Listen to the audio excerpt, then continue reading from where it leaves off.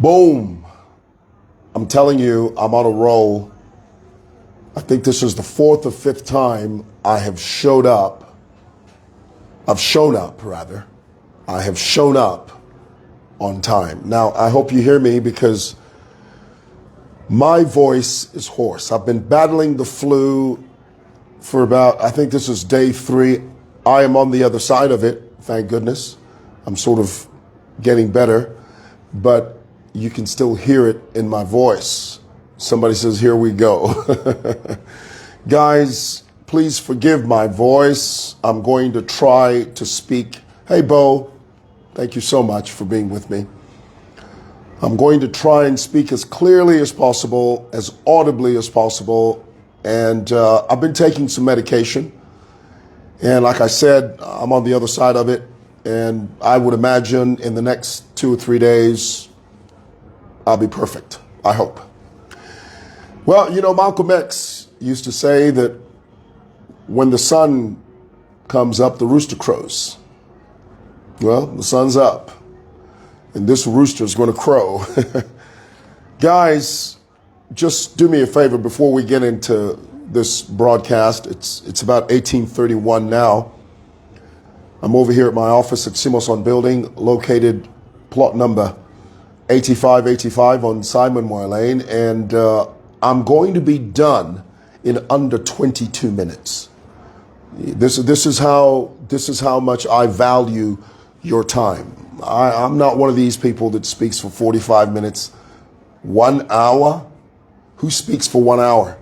I don't have the attention span to listen to someone for 1 hour. I don't have it.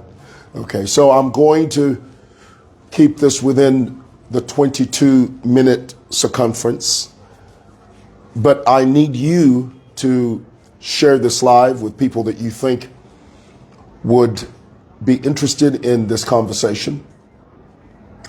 Please share the live, and thank you, all of you, for taking the time out of your very busy schedule this evening, knowing that it is a Friday night, but you're hanging out here with me. Thank you. Let's get into it. First of all, I have to make reference. I have to talk about President Hakainde Hichilema's speech last night. And all of us rushed home. We sat in our living rooms with bated breath. I remember I charged into my house and my wife said to me, she said, you're home early. I said, yeah, turn on the TV. P1's going to be on there in a moment. So we sat in the living room and we thought he was going to show up at 19 hours. And apparently, if you haven't watched the little skit of Bali Jr., the one where he's constantly calling for Mutinta or Womatinta or the First Lady, that is a funny skit. You should watch that. Bali Jr. did that. Oh, my wife and I, we laughed so hard last night. They had to scrape us off the floor. So we sat there, and initially we thought he was going to come live. He was going to come on live at 19 hours. But apparently they read the news and then they introduced the president. And I really thought that was stellar. It was very wise of the president to release a pre-recorded message as opposed to a live broadcast. Now, I know we're living in an age now where live is in vogue. Live is the way to do it.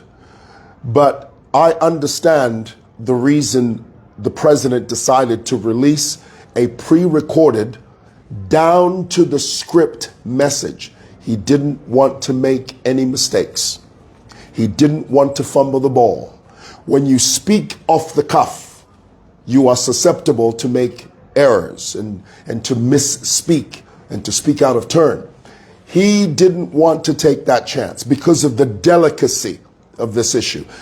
This is how much Hakainde Hichilema values the importance, the heaviness, the pathos of this issue.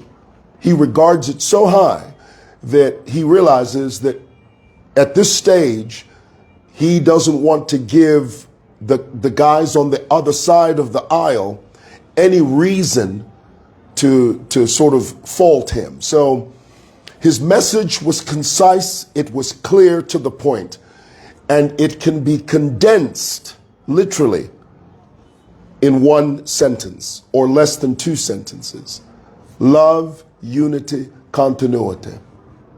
Love, unity, continuity. And the president was very clear about that. Now, let's go back a bit because, you know, in order to understand HH, it is very difficult to understand him if you don't see him through the lens of his longevity in politics. For example, when HH was first sworn in as president, I've told you this story many, many times, and I will never tire of telling it because I am a living witness of something that I regard as a miracle. When HH won, I came to work here in the CBD. For many, many years, you never saw the color red here in the CBD. You never did. The PF under Davis Mwewa made it abundantly clear to PF cadres, PF thugs, market masters, markets all over the city of Lusaka, whether it was BH Market, City Market, Kolima Tower, Intercity. Oh, you never saw red. Red was an indication of an attempt to infiltrate.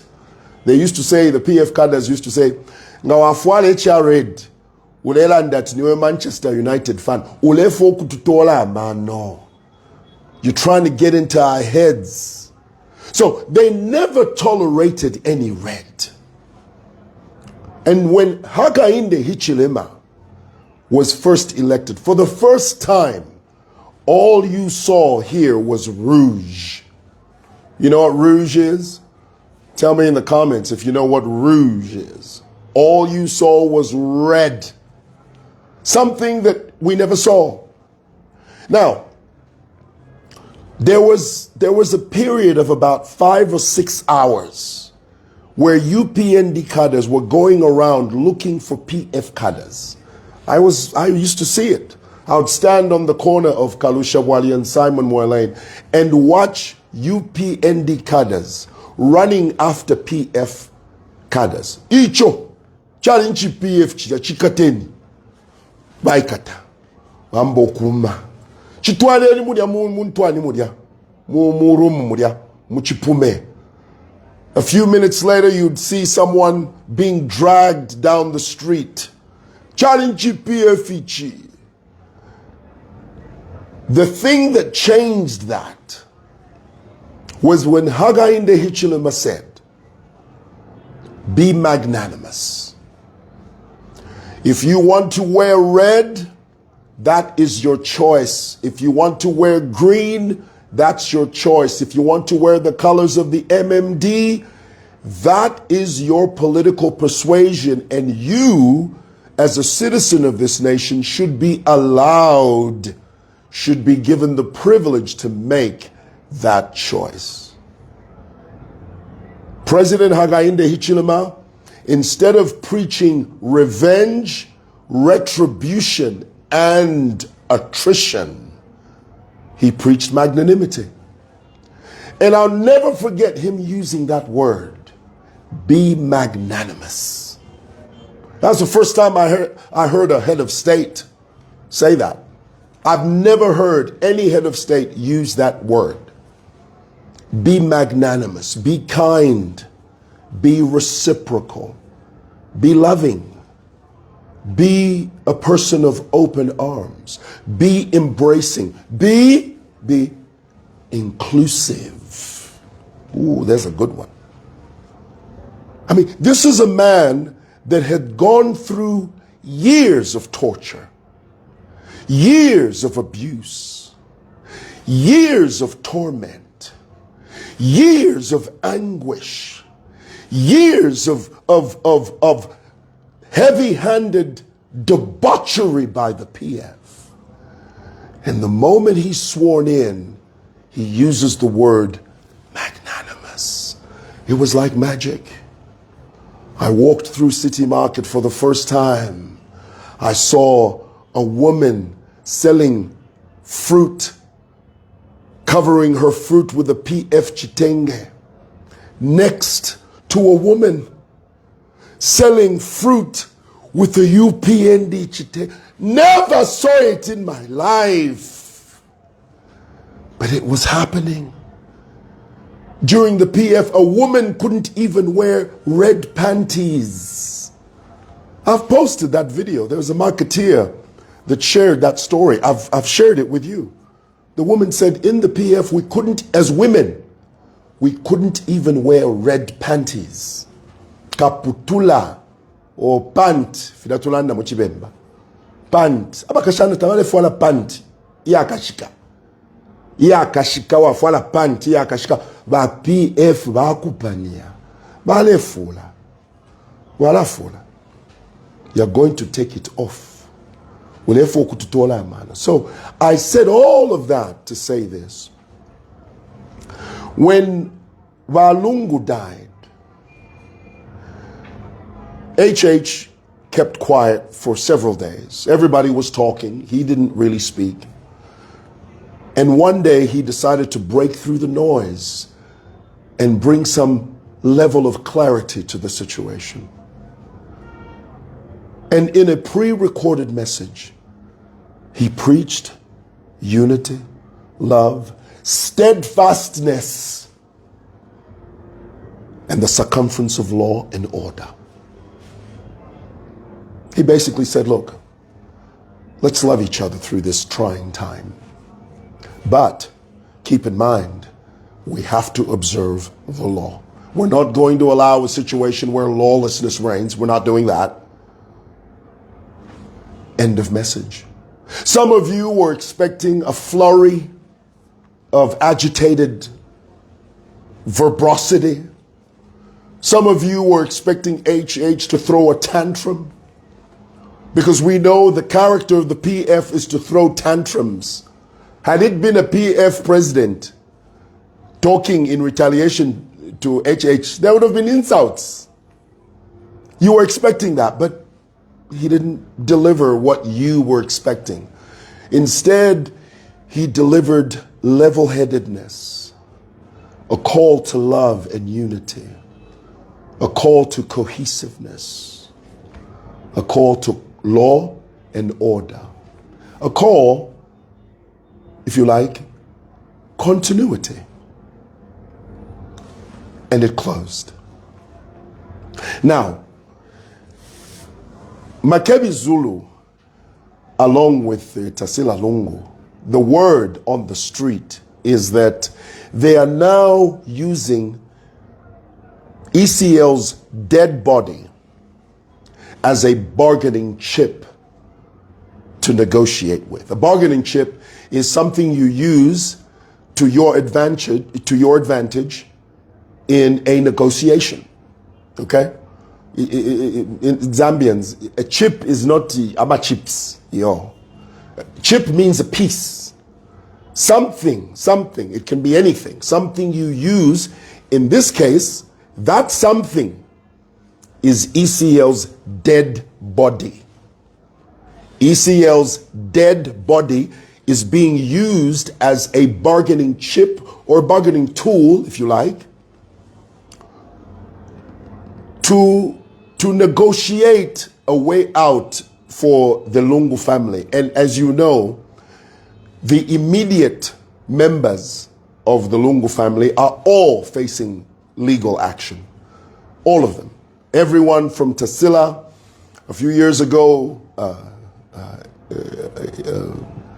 what is that? ACC, Anti-Corruption Commission, announced that Tasila Lungu was under investigation for having bought a bank and its assets. Well, the truth is, it wasn't a bank she was trying to buy. It was a building. It was the building that the bank was renting. She wanted to buy that building. ACC dropped the ball when they said she wanted to buy the bank. It wasn't the bank she wanted to buy. It was the building that the bank was renting. Aside from that, Tasila Lungu has been accused of acquiring multiple properties that the ACC regard as proceeds of crime. Esther Lungu, the former First Lady, is under investigation for unlawfully possessing $400,000 and several different properties. Chieso, Lungu's lawyer daughter, same thing. Multiple properties that the state says were dubiously acquired. President Lungu's son, Daliso, has more than 80 cars, 16 properties, and an entire company worth about 31 million kwacha. All of these legal mountains that they have to inevitably face. The story on the street is the Lungu family are holding the body as ransom in a sense. They're holding the body and saying to the state, you want us to release the body? Drop all the charges. It's like that old Donna Summer song. Donna Summer said it this way: you've got what I need, and I've got what you want. Remember that song, Bad Girls? You've got what I need, and I've got what you want. So in order for us to exchange, we'll give you the body, but you drop the charges. Now, let me say this. If that is true, in the words of someone I respect, that is a daft strategy. Let me say it again. If in fact the Lungu family, under the guise of leadership and representation of one Makebi Zulu, if in fact they have engaged, and that's the correct way to say that word, engaged, not engaged. In Zambia we say engaged. That's wrong. If the Lungu family have engaged the government by saying, we'll give you the body, but drop the charges, that is the most stupid, the most asinine, the most daft strategy I have ever heard in all of my life. And I'll tell you one thing.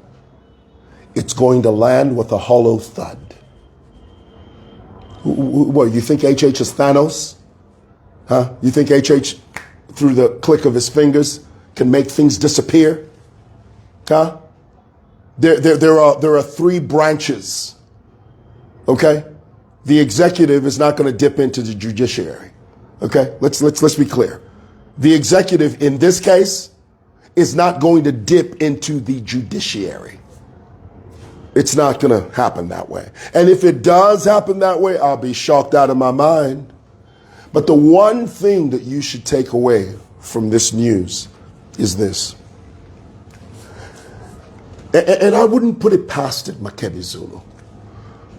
I wouldn't put it past Makebi Zulu to sort of employ this strategy. It's very Makebi Zulu-esque. Huh? Can we say it that way? This is the type of skullduggery.